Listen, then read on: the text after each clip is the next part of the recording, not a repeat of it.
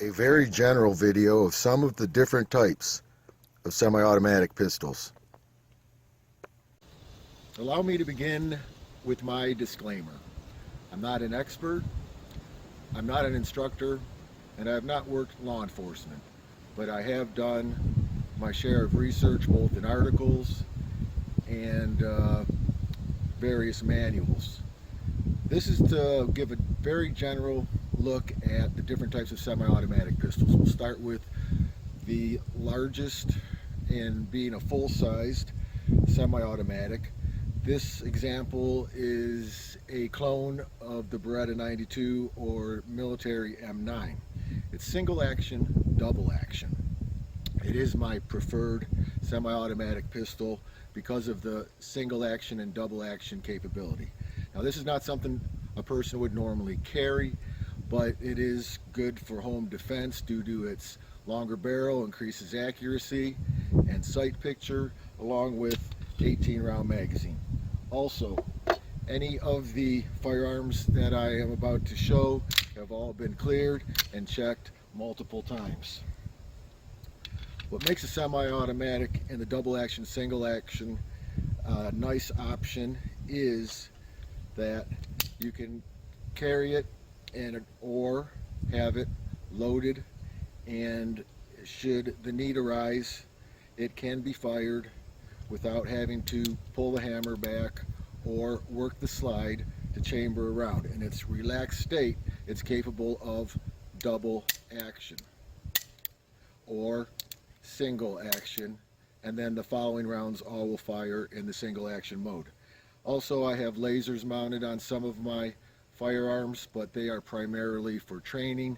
They help me get a good picture of how my grip and firing of the handgun is going to impact the actual target. The next thing is your basic compacts. This one being striker fired. I have a snap cap in the magazine. Striker fired is of course what everybody is going with these days.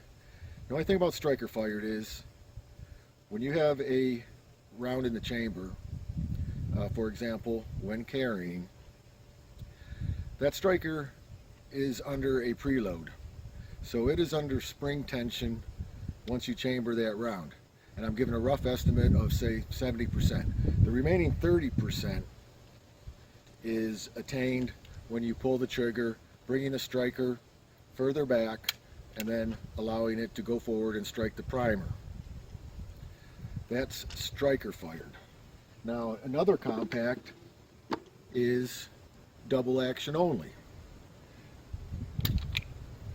Another snap cap. It's been cleared multiple times.